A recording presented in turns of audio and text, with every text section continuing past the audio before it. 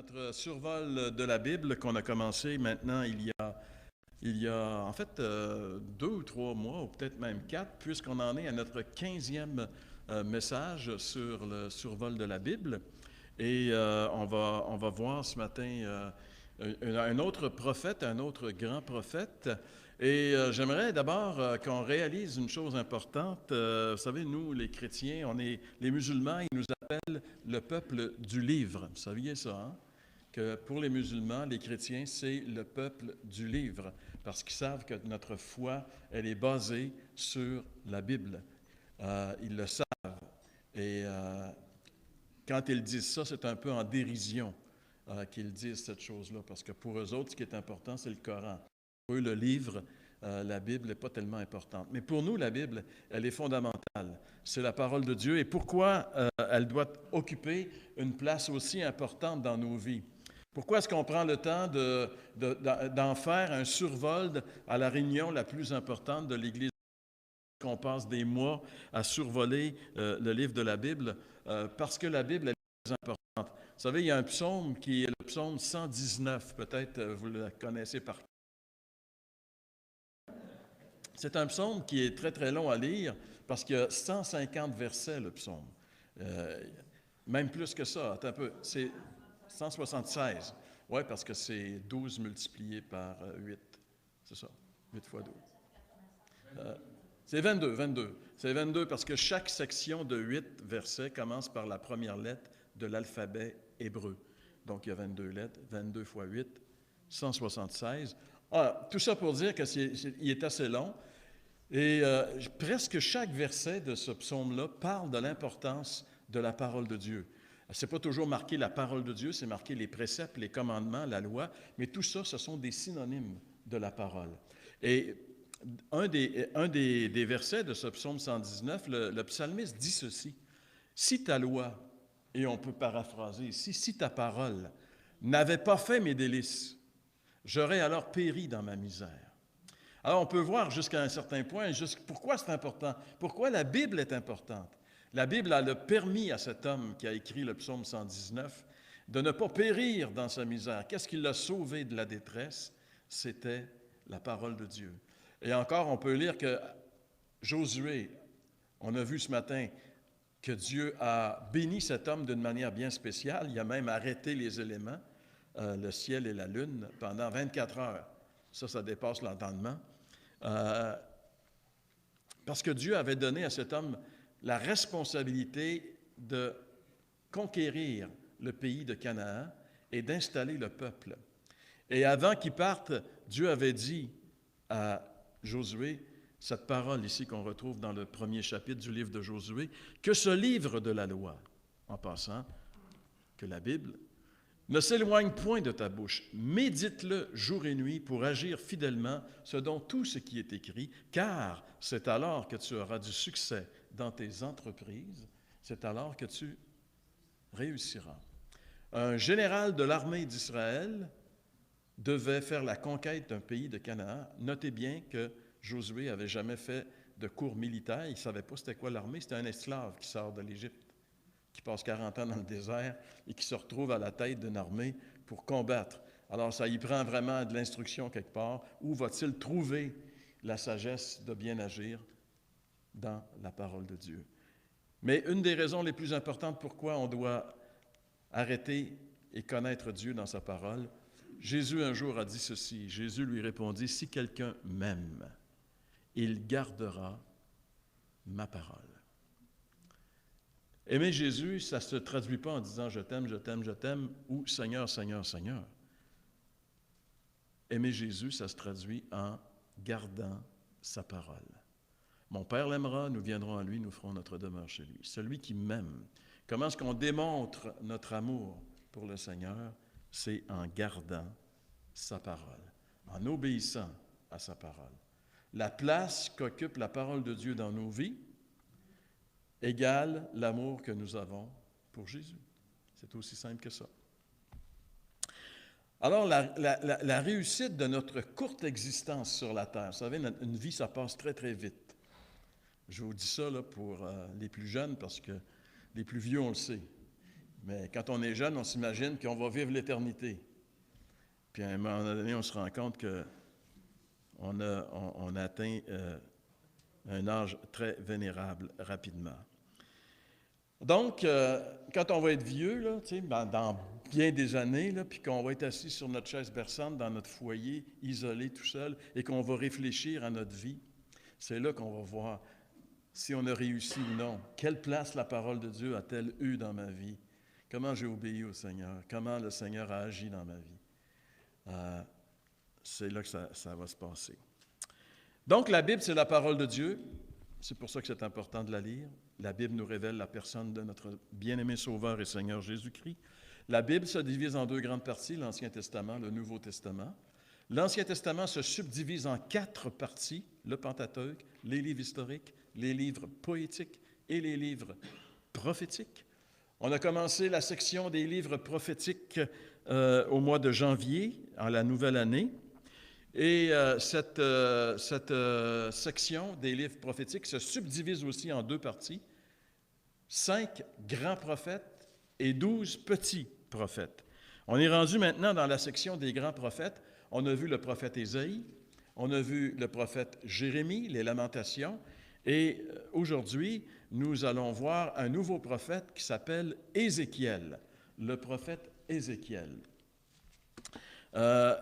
C'est un prophète bien spécial. Le livre d'Ézéchiel est un livre qui n'est pas très, très facile d'accès. C'est un livre assez ardu. Pourquoi? Ézéchiel a inventé un nouveau genre littéraire.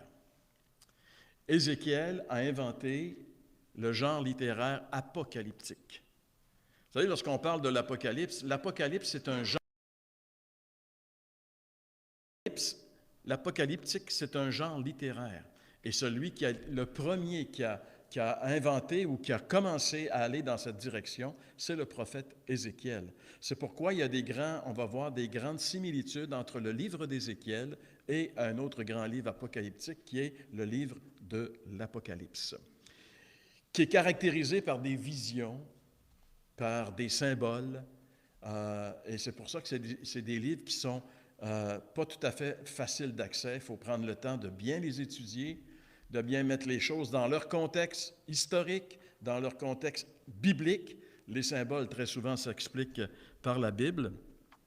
Donc, Ézéchiel, c'est un livre qui a 48 chapitres. C'est pour ça qu'on le retrouve dans les grands prophètes.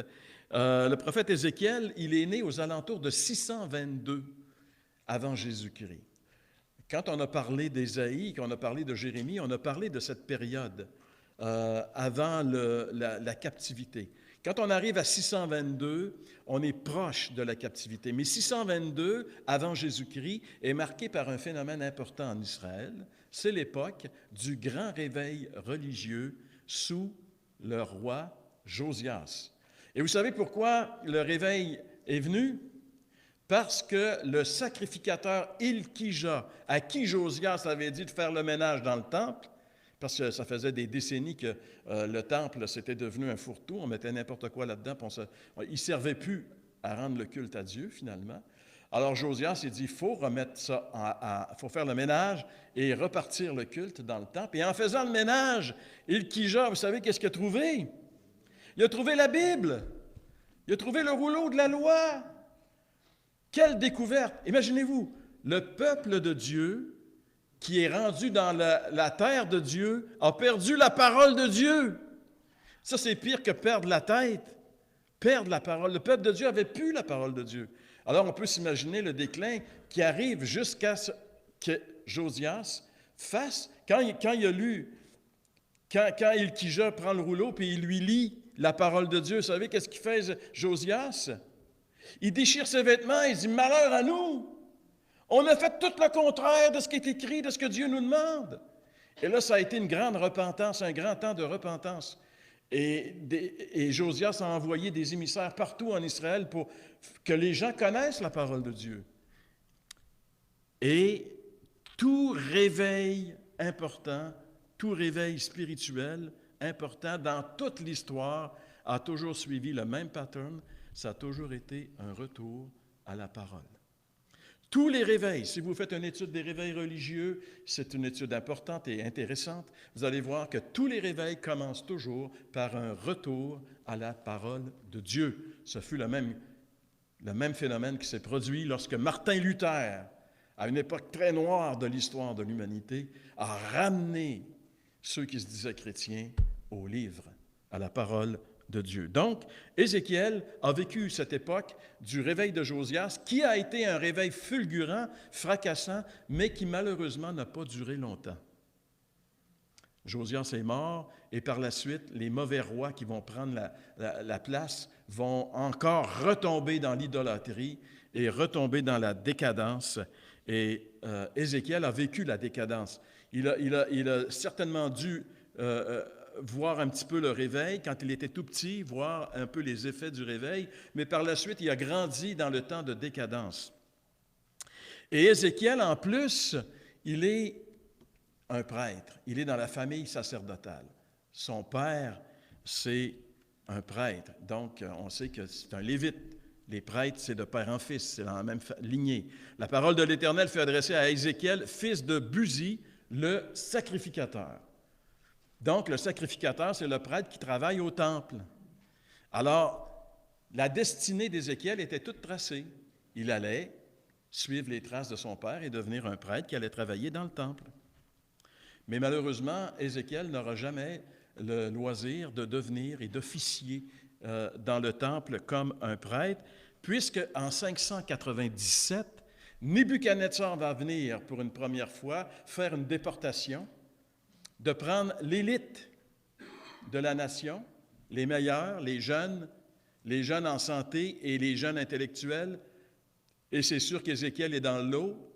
Il y avait un autre jeune qui était avec lui aussi dans cette déportation, qui s'appelle Daniel, qu'on va voir un petit peu plus tard. Alors, ces jeunes ont été ramenés à Babylone. Et là, qu'est-ce qui va arriver? Ézéchiel est marié. Il a une vingtaine d'années quand la déportation arrive. Il est marié et il va être amené à Babylone. Il va s'installer sur le bord du fleuve Kébar, dans la ville de Tel Abib. Tel Abib. J'espère que vous le voyez. C'est bon? Vous voyez bien ça, Tel Abib. Le fleuve Kébar, c'est un canal du grand fleuve l'Euphrate. Les fleuves ont des affluents, des canals, et la ville de Tel Abib est construite. Et c'est là que va se retrouver Ézéchiel avec sa femme qu'il aime beaucoup, mais que Dieu va lui enlever d'une manière abrupte. Donc, on peut dire d'Ézéchiel qu'il est un prophète de la captivité, parce que Ézéchiel ne prophétisera pas ni en Israël ni en Juda. Ézéchiel va prophétiser à Babylone, parmi les captifs.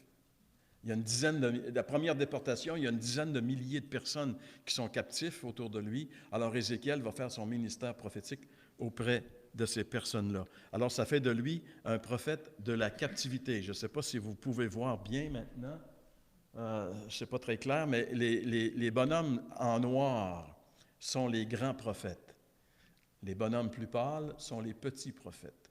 Alors vous voyez qu'il y a juste 3 bonhommes pâles du côté de Juda, ceux qui ont prophétisé en Israël, pas en Juda, mais en Israël. Et du côté de Juda, vous voyez tout l'ensemble des prophètes. Et ceux qui sont foncés, c'est les grands prophètes. Alors, les 3 derniers qui sont en ligne comme ça, vous voyez les 3 grands prophètes, Jérémie, Ézéchiel et Daniel. Jérémie a prophétisé, comme on l'a vu, il était sur la falaise, il était sur le temps de la déportation. Jérémie a prophétisé que la déportation allait arriver, et quand la déportation arrive, Jérémie est encore vivant, il parle encore.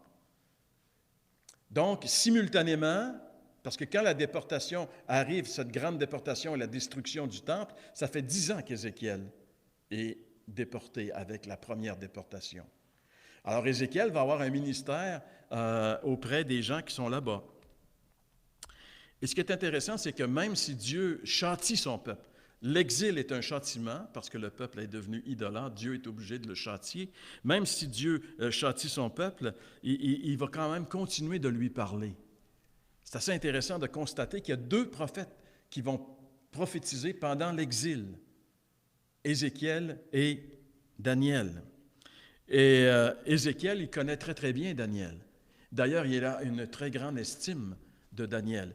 À 3 reprises dans son livre, Ézéchiel, il parle de Daniel. Et vous savez, Ézéchiel, comme Ésaïe, prophétise sur le roi de Tyr. Vous avez déjà lu ça? Et le roi de Tyr, ici, il est comparé à Satan, qui était dans le jardin d'Éden. Et quand il parle avec le roi de Tyr, Ézéchiel va dire ceci.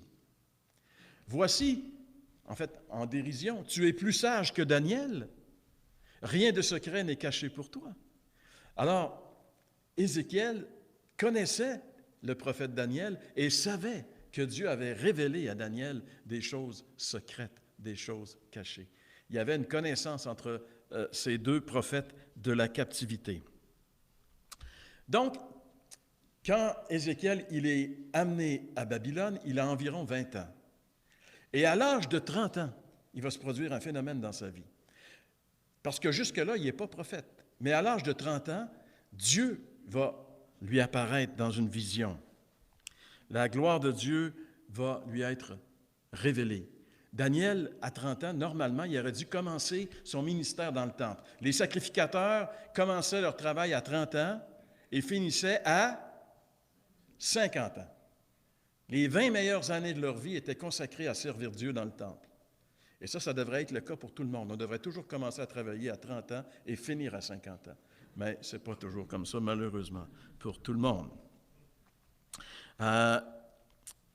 Alors Dieu va lui donner, regarde, c'est ce qu'on lit, le premier verset du livre d'Ézéchiel, ça commence comme ça, la 30e année. La 30e année de quoi? Tous les experts s'accordent pour dire que c'est la 30e année de la vie du prophète. La 30e année, le 5e jour du 4e mois, comme j'étais parmi les captifs du fleuve du Kébar, les cieux s'ouvrirent et j'eus des visions divines. Alors Ézéchiel va voir le ciel s'ouvrir alors qu'il est là sur le bord du fleuve Kébar à Babylone, et la gloire de Dieu va lui apparaître. Et là, on commence à rentrer dans Ézéchiel le psychédélique, Ézéchiel et ses visions. Comment est-ce qu'il voit la gloire de Dieu? Il voit des roues avec des yeux autour. Déjà, on commence à être un petit peu ébranlé dans notre entendement. Des roues avec des yeux, avec des sièges dans le milieu des roues qui vont à droite, qui vont à gauche, et un bizarre d'être qui est là, assis, qui a une face d'homme, une face de lion, une face d'aigle, puis une face de bœuf. Ça devient de plus en plus psychédélique quand tu lis Ézéchiel. C'est du symbolisme, bien sûr, tout ça. Et vous savez, la première fois que j'ai entendu parler des roues d'Ézéchiel, j'étais jeune et je connaissais absolument rien à la Bible. Mais j'avais un ami qui était un ufologue, un malade des soucoupes volantes. Puis lui, il lisait des livres de Robert Charroux. Puis il me parlait de ça, puis il me montrait ça dans les livres. Il en mangeait de la soucoupe volante. D'ailleurs, il est flayé au bout encore aujourd'hui. Mon cher ami, je prie pour lui tous les jours. C'était un gars spécial. Mais lui, il me disait, regarde Jean-Pierre, il y a des soucoupes volantes dans la Bible. Robert Charroux le dit. Et là, il me montrait ça, puis tout ça. J'ai réalisé plus tard que Robert Charroux n'était pas le seul qui voyait des soucoupes volantes dans la vision d'Ézéchiel. Il y a énormément de personnes qui ont vu des soucoupes volantes dans Ézéchiel. Maintenant, si on veut essayer de donner la définition de ce qu'Ézéchiel voit, ce qu'il décrit, ce n'est pas tout à fait évident. Il y a des artistes qui ont fait des efforts. Ça donne un petit peu des choses de ce genre-là. Ézéchiel voit ces roues qui sont une dans l'autre, avec des yeux tout autour. Il voit ces êtres qui sont probablement comme les êtres que Ésaïe voit quand il voit la vision de Dieu, les chérubins, qui sont des êtres bien spéciaux. Et il voit un espèce de ciel de verre, un trône et un arc-en-ciel avec des éclairs et du tonnerre. C'est la présence de Dieu. Ézéchiel, il voit ça. Il voit ces choses-là, puis il les décrit. C'est la gloire de Dieu qu'il est en train de voir. Dieu lui présente sa gloire. Et c'est de cette façon-là qu'il lui présente. Mais la Bible dit que ce qu'Ézéchiel voit, ce n'est pas des soucoupes volantes, c'est la gloire de Dieu. Alors, si la Bible me dit qu'Ézéchiel voit la gloire de Dieu, moi, je constate qu'Ézéchiel voit la gloire de Dieu et non pas des soucoupes volantes. Et suite à cette vision qui va complètement transformer Ézéchiel, Dieu va lui confier un ministère important, le ministère d'être une sentinelle pour lui auprès du peuple qui est en captivité. On peut dire qu'Ézéchiel, c'est le prophète des visions. C'est pour ça qu'on fait un parallèle entre le livre d'Ézéchiel et le livre de l'Apocalypse, où Jean, l'apôtre Jean, dans l'île de Patmos, a eu des visions, vision sur vision. Dieu lui ouvre le ciel, lui montre des choses. Et Jean essaie de décrire le mieux qu'il peut ce qu'il voit. Ce que fait Ézéchiel ici aussi. Donc, la première vision qu'Ézéchiel a, on va regarder quelques visions parce que son livre est composé de plusieurs visions. Première vision, c'est la vision de la gloire de Dieu. Deuxième vision qu'Ézéchiel a, c'est une autre vision qu'on voit aussi dans l'Apocalypse, c'est la vision du rouleau de la parole de Dieu. Dans le chapitre 2, vous pouvez lire sur le tableau, ça c'est une autre illustration du même phénomène ici qu'on essaie de visualiser, Ézéchiel qui voit les roues qui vont de droite à gauche avec le trône dans le ciel, etc. Alors il dit, « Je regardais et voici une main était étendue vers moi et elle tenait un livre en rouleau. Il le déploya devant moi et il était écrit en dedans et en dehors des lamentations, des plaintes et des gémissements y étaient écrits. Il me dit, « Fils de l'homme, mange ce que tu trouves, mange ce rouleau et va, parle à la maison d'Israël. » J'ouvris la bouche et il me fit manger le rouleau. Il me dit, « Fils de l'homme, nourris ton ventre et remplis tes entrailles de ce rouleau que je te donne. » Je le mangeai et il fut dans ma bouche doux comme du miel. Donc, une vision, Ézéchiel voit une main qui tend un rouleau et qui lui dit « mange ». Alors, Ézéchiel prend le rouleau et il le mange. C'est bien sûr du symbolisme, c'est des visions symboliques. Ça veut dire qu'il doit se remplir de la parole de Dieu pour pouvoir parler au peuple. Si tu n'es pas plein de la parole, tu n'as rien à dire. Tu n'as rien à dire. Moi, Luc a fait allusion au cours d'homilétique qu'on avait. J'ai été très édifié par le message que Luc a fait il y a 2 mardis. Luc était grippé, il était fatigué, il était comme pas très performant physiquement parlant, mais il y avait tellement de substance dans son message, il était tellement rempli de la parole que moi, j'ai trouvé son message très édifiant, malgré les circonstances négatives. En fait, il y avait quelque chose à dire. Et si tu n'as pas plein de la parole, tu n'as rien à dire. Alors moi, j'aime mieux entendre quelqu'un qui a peut-être de la difficulté à s'exprimer, mais qui a quelque chose à dire, que quelqu'un qui s'exprime très bien, mais qui n'a rien à dire. C'est important. Alors, la vision du rouleau, c'est d'avoir la parole de Dieu pour pouvoir la proclamer au peuple. Et c'est la même chose que Dieu va montrer à Jean dans le livre de l'Apocalypse. Il va avoir un petit livre écrit en dedans, écrit en dehors, et l'ange va lui dire « mange-le ». Et par la suite, prophétise. Donc, si tu ne manges pas la parole, tu n'as rien à dire. Il faut être plein de la parole. C'est un message qui est pour nous.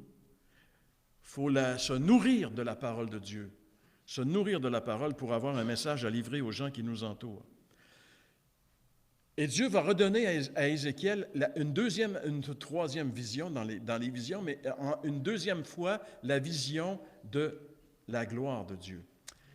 Chapitre 3, « Là encore, la main de l'Éternel fut sur moi. Il me dit, « Lève-toi, va dans la vallée, et là je te parlerai. » Je me levai et j'allai dans la vallée, et voici la gloire de l'Éternel y apparut, telle que je l'avais vue près du fleuve du Kébar. Alors je tombai sur ma face.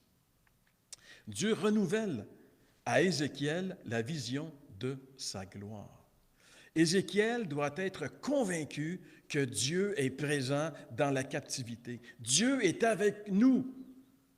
Ézéchiel, il doit en être convaincu. Alors Dieu lui donne une première fois la vision de sa gloire. « Je suis avec toi, Ézéchiel, je suis là. Tu ne peux pas me voir avec tes yeux, mais quand j'ouvre le ciel, tu vois que je suis présent. » Et Dieu lui redonne encore une fois cette vision-là. Et Ézéchiel a besoin d'être convaincu que Dieu est avec lui. Et même si on ne le voit pas, Jésus a dit, « Je suis avec vous tous les jours jusqu'à la fin du monde. » Même si on ne le voit pas avec nos yeux, il faut avoir la conviction que le Seigneur est avec nous. C'est ça qui va nous donner la force d'accomplir le ministère que le Seigneur nous confie. Donc, deuxième fois, la gloire de Dieu. Et vous savez, Ézéchiel, comme on l'a vu, c'est un prêtre. Normalement, à l'âge où il est rendu, il aurait dû officier dans le temple. Et Dieu va donner une autre vision à Ézéchiel. Il va dire, « Ézéchiel, je vais t'amener à Jérusalem. Je vais te faire entrer dans le temple pour te montrer ce que font les sacrificateurs dans mon temple. » C'est la vision du temple de Jérusalem qu'on retrouve dans le chapitre 8 d'Ézéchiel. Il me dit, « Fils de l'homme, perce la muraille. » Alors Dieu amène en esprit Ézéchiel à Jérusalem. Il lui dit, « Perce la muraille. » Je perçai la muraille, et voici, il y avait une porte. Il me dit, « Entre et vois les méchantes abominations qu'ils commettent ici. » J'entrai et je regardai, et voici, il y avait toutes sortes de figures de reptiles et de bêtes abominables, toutes les idoles de la maison d'Israël peintes sur la muraille tout autour. 70 hommes, des anciens de la maison d'Israël, au milieu desquels était Jaazania, fils de Shaphan, se tenaient devant ces idoles, chacun l'encensoir à la main, et il s'élevait une épaisse nuée d'encens. Ça ne paraît pas, c'est enfermé dans le temple, dans une chambre du temple. Qu'est-ce qu'ils font les anciens? Qu'est-ce qu'ils font les sacrificateurs? Ils sont en train d'offrir de l'encens à des idoles. Ils adorent des images et des idoles. Abomination. Mais ça ne se voit pas. Alors Dieu amène son prophète et le fait pénétrer pour qu'il voie ce qui se passe. Parce que pour Dieu, rien n'est caché. Ce que tu adores dans ta chambre quand la porte est fermée puis que tu es tout seul puis que tu penses que personne ne te voit, Dieu le voit. Et fais attention, des fois, il amène, comme Ézéchiel, il amène ses prophètes dans ta chambre. Attention! Mais en tout cas, produit dans le temple, qui aurait dû être l'endroit le plus sacré. Alors, ce n'est pas étonnant qu'après que Dieu ait montré à Ézéchiel ce qui se passe dans le temple, il va lui montrer le jugement qui vient sur ce temple. Et c'est ce qui se poursuit dans l'autre vision. L'Éternel lui dit, cette autre vision qu'on retrouve au chapitre 9, l'Éternel lui dit, « Passe au milieu de la ville, au milieu de Jérusalem, et fais une marque sur le front des hommes qui soupirent et qui gémissent à cause de toutes les abominations qui s'y commettent. » Et s'adressant aux autres en ma présence, il dit, « Passez après lui dans la ville et frappez. Que votre œil soit sans pitié et n'ayez point de miséricorde. Tuez, détruisez les vieillards, les jeunes hommes, les vierges, les enfants et les femmes, mais n'approchez pas de quiconque aura sur lui la marque, et commencez par mon sanctuaire. » Ils commencèrent par les anciens qui étaient devant la maison. Il leur dit, « Souillez la maison et remplissez de morts les parvis, sortez. » Ils sortirent et ils frappèrent dans la ville. Comme ils frappaient et que je restais encore, je tombai sur ma face et je m'écriai, « Ah, Seigneur éternel, détruiras-tu tout ce qui reste d'Israël en répandant ta fureur sur Jérusalem? » Dieu montre à Ézéchiel que le peuple est allé trop loin et que maintenant le jugement va venir sur le peuple. Et le jugement va être terrible. Et ce qui est intéressant, si vous avez lu l'Apocalypse, vous avez remarqué que dans l'Apocalypse, il y a un ange, Dieu dit à un ange de marquer les fidèles qui sont dans un grand temps de tribulation, d'angoisse, de les marquer afin de les protéger. Mais pas les autres. Ceux qui ont la marque de la bête ne sont pas protégés. Mais ceux qui ont la marque que l'ange a mise sur eux sont protégés. Il y a des gens qui pensent que les chrétiens ne passeront pas la tribulation. Mais l'Apocalypse nous dit, oui, ils vont être marqués et protégés, comme on le voit ici dans cette vision du prophète Ézéchiel. Et comme, rappelez-vous que quand le temple a été inauguré, Salomon a prié, qu'est-ce qui s'est passé? La gloire de Dieu est venue comme une grande nuée qui a rempli le temple et les sacrificateurs ne pouvaient plus rester dans le temple. C'est Dieu qui prenait possession du temple. Vous vous rappelez ça? Hein? Dans le livre des rois. Salomon qui fait la dédicace du temple. La gloire de Dieu vient dans le temple. Mais Ézéchiel va voir la gloire de Dieu quitter le temple. Pour Dieu, c'est trop. Dieu dit, je m'en vais, je ne suis plus dans le temple. Et on voit ça ici dans Ézéchiel, chapitre 10. La gloire de l'Éternel se retira du seuil de la maison et se plaça sur les chérubins. Les chérubins déployèrent leurs ailes et s'élevèrent de terre sous mes yeux quand ils partirent accompagnés de roues. Ils s'arrêtèrent à l'entrée de la porte de la maison de l'Éternel vers l'Orient, et la gloire du Dieu d'Israël était sur eux en haut. La gloire de Dieu quitte le temple et s'en va vers le mont des Oliviers, vers l'Orient. Et si vous avez déjà lu les évangiles, vous savez que Jésus, il est sorti de Jérusalem, il est venu sur le mont des Oliviers et il est monté au ciel. La gloire de Dieu est sortie du temple et il est remonté au ciel. Et 40 ans plus tard, le temple a été complètement démoli par les Romains. Et pour que Ézéchiel, le prophète, puisse vraiment saisir dans quel état est le peuple de Dieu, Dieu va prendre Ézéchiel et va l'amener dans une vallée qui est remplie d'ossements, des os desséchés. Et là, Dieu va poser une question à son prophète. On est rendu maintenant dans le chapitre 37 d'Ézéchiel. Dieu va dire à Ézéchiel, Ézéchiel, ces os peuvent-ils revivre? Non, mais tu sais, ils sont secs, les os, ils sont blanchis. Peuvent-ils revivre? Ézéchiel, il dit, je sais-tu, moi, tu sais. C'est ça qu'il répond à Dieu, parce qu'il ne sait pas, mais il sait que Dieu est puissant pour le faire. Et là, il va se produire un phénomène incroyable. Il va y avoir un tremblement de terre, un grand bruit, un grand vent, comme à la Pentecôte. Et là, il va commencer à avoir des os qui vont se rassembler. Les tibias s'en vont avec les fémurs. Les os des bras se remettent ensemble. Les crânes reviennent dessus. Et non seulement ça, il commence à avoir des muscles qui viennent sur les os, des nerfs. Et Ézéchiel est en train de voir que les os sont en train de revenir en vie. C'est la vision des ossements d'Ézéchiel que nous voyons très bien ici. Dans cette vallée, les ossements vont revenir. Et ça veut dire quoi? Ça veut dire, Ézéchiel, il y a de l'avenir pour mon peuple. Mon peuple qui est mort va revivre. Je vais le sortir de ses sépulcres. Et dans le film Son pays, ceux qui ont vu le film Son pays, quand on cite ça, quand on voit les Juifs sortir des camps de concentration des nazis, on les voit sortir, et par la suite, on les voit à rentrer dans le pays d'Israël. Et il dit, je vous sortirai de vos sépulcres. Mais cette vision, dans le temps, elle était pour une renaissance. On va en dire, Dieu est en train de dire à Ézéchiel, mon peuple va revenir. Je vais le restaurer. Et on sait que le peuple d'Israël va, après 70 ans de captivité, revenir dans son pays. Dieu fait les choses comme il dit qu'il les fait. Donc, et bien sûr, cette situation ici, c'est un peu une application. On peut faire des applications. On peut être dans un état, imaginez-vous les Juifs qui étaient au début de la guerre, la dernière guerre, il y avait 8 millions de Juifs en Europe. À la fin de la guerre, il en restait 250 000. Ça veut dire qu'il n'en restait plus beaucoup. Alors, la situation était, est-ce que c'est possible que ça devienne une nation? Est-ce que c'est possible de faire quelque chose avec ça? Pour Dieu, oui.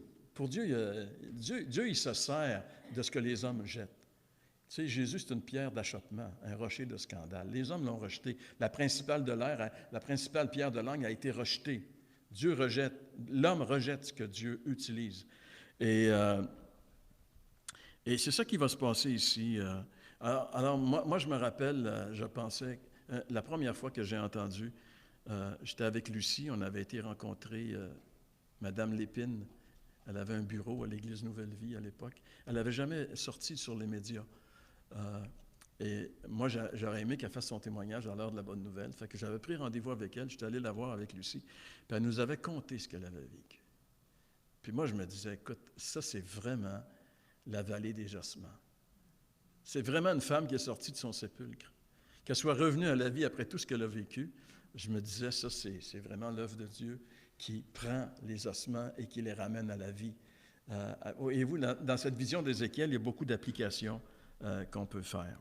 Et quand on arrive au chapitre 37, donc on voit la vallée, on voit tout ça, mais chapitres 38 et 39, c'est encore des chapitres importants parce que c'est Gog, c'est la vision de Gog, l'ennemi qui va amener une coalition qui va venir du nord et qui descend sur Israël. Mais Dieu va les pulvériser d'une manière miraculeuse. C'est ce qu'on voit également dans le livre d'Ézéchiel. Et là, on arrive à la fin du livre d'Ézéchiel, dans la dernière section. Et là, on est encore une fois, Ézéchiel, le psychédélique, il est encore en train de nous faire triper d'une bizarre de façon en nous présentant un temple. Un temple bien bizarre. Les dimensions du pays ont été complètement transformées. Et si on veut les mettre littérales, on est obligé de remplir à peu près la moitié de la mer Méditerranée pour faire du remplaçant parce que les dimensions sont vraiment spéciales. Et le temple, il est spécial aussi. Toute la définition qui est donnée du temple d'Ézéchiel ici. Le temple d'Ézéchiel, quand les Juifs sont revenus avec Zorobabel, ils ont reconstruit, avec Néhémie, tout ça, ils ont reconstruit le temple, mais ce n'était pas le temple qu'Ézéchiel a vu. Ce n'était pas du tout le même temple. C'était tellement pauvre comme reconstitution que ceux qui avaient déjà vu le temple de Salomon, ils pleuraient quand ils ont vu ce temple-là. C'est Hérode, le grand, qui va, lui, redonner au temple de Salomon toute sa splendeur à l'époque de Jésus. Mais le temple qu'a vu Ézéchiel, toute la définition du temple, on ne le voit pas nulle part, ce temple-là. Il n'a jamais, en fait, existé.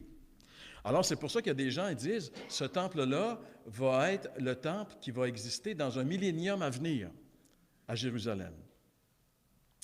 Mais avec cette interprétation-là, il y a un autre problème. Parce que quand tu lis la définition du temple d'Ézéchiel 40 à 48, dans ce temple-là, on offre des sacrifices d'expiation pour les péchés. C'est très, très clair ici dans le chapitre 45. Le prince offrira ce jour-là, on est dans Ézéchiel, c'est Jérémie ça? La référence est mauvaise, c'est Ézéchiel. Le prince offrira ce jour-là pour lui et pour tout le peuple du pays un taureau en sacrifice d'expiation. Et si vous avez bien lu le livre du Lévitique, les sacrifices d'expiation sont des sacrifices pour les péchés. Pendant les 7 jours de sa fête, il offrira en holocauste à l'Éternel 7 taureaux et 7 béliers sans défaut, chacun des 7 jours, et un bouc en sacrifice d'expiation chaque jour. Ézéchiel 45, versets 22 à 23. Et plusieurs autres références dans le livre d'Ézéchiel démontrent que dans ce temple, il y a des sacrifices qui sont offerts pour les péchés. Le problème, c'est que selon l'Épître aux Hébreux, tout sacrifice qui peut être offert après le sacrifice de Jésus est une abomination, et non seulement une abomination, mais une négation de l'œuvre accomplie une fois pour toutes. Continuer à offrir des sacrifices pour les péchés après que Christ a donné sa vie, ça veut dire le sacrifice de Christ est bon rien, il faut continuer. Alors, il y a ici théologiquement une incompatibilité terrible. Nier l'œuvre de Christ, c'est vraiment terrible. Alors, le temple qu'Ézéchiel voit, il est bizarre à bien des égards. Parce qu'à un moment donné, il y a un autel, puisqu'on offre des sacrifices. Mais à un moment donné, Ézéchiel, il voit qu'il y a de l'eau qui sort en dessous de l'autel. En dessous, là, T-S-O-U-R-D. En dessous de l'autel, il y a de l'eau qui sort. Puis là, il va tout expliquer ce qui se passe. Au début, c'est un petit filet. On y passe à pied, tu en as jusqu'aux chevilles. Plus ça descend, tu en as jusqu'à la taille. Et encore plus bas, il faut que tu nages. C'est devenu un torrent. Et le torrent, il descend jusqu'à la mer morte. Et quand il arrive dans la mer morte, phénomène incroyable, la mer morte revit et devient vivante. Il y a même des poissons dedans. Et tout au long de ce torrent qui part du temple de Jérusalem jusqu'à la mer morte, tout au long, tous les arbres fruitiers de chaque côté portent des fruits à tous les mois. C'est un phénomène incroyable qui se passe.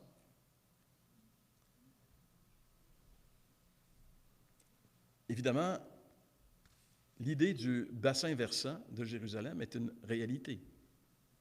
Jérusalem est située à 700 kilomètres sur une montagne, 700 mètres, pardon, 700 mètres au-dessus du niveau de la mer. La mer Morte, elle est située 400 mètres sous le niveau de la mer. C'est l'endroit le plus bas sur la planète. Donc, il y a 1000 mètres, 3000 pieds de dénivellation entre Jérusalem et la mer Morte. Alors, le torrent d'Ézéchiel, on peut voir que c'est tout un torrent. J'ai déjà été en Israël un jour où il y a eu une grosse orage, une nuit d'orage, et le lendemain matin, les routes sur le bord de la mer Morte étaient impraticables, on ne pouvait pas sortir. Il y avait des grosses roches qui ont déboulé, tout le paysage était changé. On est allé à Engedi quelques jours après, puis tout le paysage était changé. Pourquoi? Parce que l'eau avait descendu. C'est vraiment, vraiment quelque chose. Mais ce qu'Ézéchiel voit, est-ce qu'il est en train de nous parler du bassin hydraulique, bassin versant de Jérusalem avec la mer Morte? Moi, je pense que non. Moi, je pense que ce petit torrent qui sort de l'autel, pour moi, l'autel, c'est la croix où Christ est mort. Et le petit torrent qui sort, c'est la grâce de Dieu. Grâce de Dieu qui sort. Au début, une poignée d'individus sauvés. Quelque temps plus tard, plus de monde. Et finalement, la terre entière est bénie. La terre qui est comme une mer morte est bénie par le torrent de grâce qui coule de la croix de Christ. Je crois que pour moi, c'est une belle explication du temple d'Ézéchiel qui fait plus de sens que l'interprétation strictement littérale. Mais ça, c'est chacun de vous qui doit faire son travail. Le livre d'Ézéchiel, ce n'est pas juste des visions. Oui, il y a des visions, on vient de voir les principales visions, mais il y a beaucoup d'oracles et de prophéties. Entre autres, il y a un chapitre excellent sur les mauvais bergers, chapitre 34 d'Ézéchiel. Ézéchiel parle ici des dirigeants d'Israël, qui appellent les bergers d'Israël. « Fils de l'homme, prophétise contre les bergers d'Israël. Prophétise et dis-leur aux bergers, ainsi parle le Seigneur l'Éternel. Malheur aux bergers d'Israël qui se paissaient eux-mêmes. Les bergers ne devaient-ils pas paître le troupeau? Vous avez mangé la graisse, vous vous êtes vêtus de la laine, vous avez tué ce qui était gras, vous n'avez point fait paître les brebis, vous n'avez pas fortifié celles qui étaient faibles, guéri celles qui étaient malades, pensé celles qui étaient blessées, vous n'avez pas ramené celles qui s'égaraient, cherché celles qui étaient perdues, mais vous les avez dominées avec violence et avec dureté. » Il va continuer en disant, « Elles se sont égarées, mes brebis. » Alors, par l'entremise du prophète Ézéchiel, Dieu porte un jugement terrible sur les dirigeants d'Israël et sur tous ceux qui sont des bergers. On peut prendre une application, c'est une application, littéralement, l'exégèse de ça ne nous permet pas de le faire, mais si on fait une application spirituelle, on peut dire un berger dans l'Église du Seigneur doit avoir les caractéristiques qui sont là. Et c'est pour ça que, comme les hommes n'ont jamais atteint les caractéristiques, alors Dieu dit, moi, je vais y aller. Dans Ézéchiel, ici, chapitre 34, verset 15, dans le même chapitre un peu plus bas, Dieu dit, ils ont tous manqué à leur responsabilité de berger, c'est moi qui ferai paître mes brebis.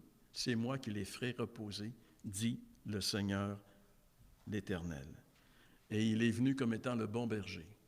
Jean chapitre 15, Jésus dit, « Je suis le bon berger. » Ézéchiel nous présente un Dieu de grâce et de miséricorde. Par exemple, il nous dit ici, Ézéchiel 18, « Rejetez loin de vous toutes les transgressions par lesquelles vous avez péché. Faites-vous un cœur nouveau et un esprit nouveau. Pourquoi mourriez-vous, maison d'Israël? Car je ne désire pas la mort de celui qui meurt, dit le Seigneur l'Éternel. Convertissez-vous donc et vivez. » Ça, c'est le message d'Ézéchiel. Ézéchiel, c'est un évangéliste. Il appelle le peuple à la conversion. C'est un message de repentance ici. Faites-vous un cœur nouveau. Vous êtes pourris, votre cœur est pourri. Changez de cœur. Faites-vous un cœur nouveau. Je ne veux pas que vous mouriez, dit Dieu. Je veux que vous viviez. Mais pour vivre, vous devez vivre une expérience de renouvellement entier. Vous devez naître de nouveau. Vous devez avoir un cœur nouveau. Et le problème, c'est que tu ne peux pas te faire un cœur nouveau toi-même. C'est pour ça que Dieu va te donner un cœur nouveau. Promesse d'Ézéchiel, « Je répandrai sur vous une eau pure et vous serez purifiés. Je vous purifierai de toutes vos souillures et de toutes vos idoles. Je vous donnerai un cœur nouveau et je mettrai en vous un esprit nouveau. J'ôterai de votre corps le cœur de pierre et je vous donnerai un cœur de chair. Je mettrai mon esprit en vous et je ferai en sorte que vous suiviez mes ordonnances et que vous observiez mes pratiques et mes lois. C'est à peu près la même définition, un peu différente, de la nouvelle alliance du prophète Jérémie. Une transformation. Dans chaque individu doit avoir eu lieu cette transformation. Sans la nouvelle naissance, sans un changement de cœur, si notre cœur n'a pas été changé, c'est bien de valeur. On a beau dire qu'on est chrétien, on ne l'est pas. Être chrétien, c'est avoir reçu de Dieu un esprit nouveau, un cœur nouveau, avoir été transformé par la venue de Saint-Esprit dans notre vie, que Jésus appelle la nouvelle naissance. Donc, Ézéchiel a un message d'espoir, un message de salut. Ézéchiel a un message d'évangile, c'est un évangéliste. On termine en divisant Ézéchiel, 4 sections. On peut diviser Ézéchiel en 4 grandes sections. Première section, chapitre 1 jusqu'au chapitre 24, c'est le jugement de Jérusalem et c'est la destruction des illusions. Rappelez-vous qu'à cette période, Ézéchiel prophétise au peuple qui est en captivité 10 ans avant la destruction de Jérusalem, et le peuple pense que, regarde, on est ici juste pour 2 ans. On va retourner, on n'est pas longtemps. Ézéchiel dit, achetez-vous des terrains, cultivez, achetez-vous des maisons, vous êtes pour un bon bout de temps ici. Ézéchiel détruit les illusions. Donc, c'est le début ici de la prophétie d'Ézéchiel, chapitre 1 à 24. Chapitre 25 à 32, c'est les oracles contre les nations qui ont opprimé Israël. Chapitre 33 à 39, c'est un encouragement pour le futur. Le futur est bon.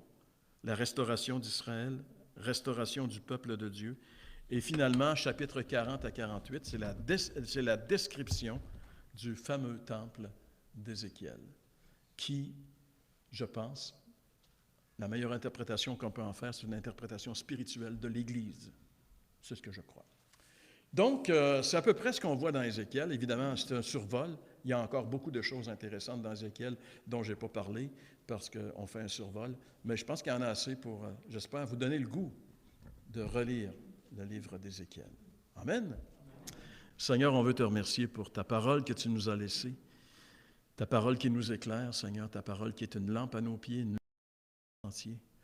Ta parole, Seigneur, qui devrait faire les délices de nos cœurs. Ta parole qu'on devrait manger comme tu as ordonné à Ézéchiel de le faire. On devrait s'en nourrir quotidiennement afin, Seigneur, de vraiment saisir qui tu es et ce que tu attends de nous. Notre Dieu, nous voulons te remercier parce que tu ne nous as pas laissés orphelins, tu nous as donné ton esprit qui a changé nos cœurs et qui nous permet de comprendre et de saisir ce que ta parole nous dit. Alors, Seigneur, tu nous as équipés, tu nous as vraiment bénis, et pour ta parole et pour ton esprit qui nous habite, et surtout pour ce si grand salut que tu nous as offert dans la personne de ton Fils, nous voulons ce matin te dire merci. Amen.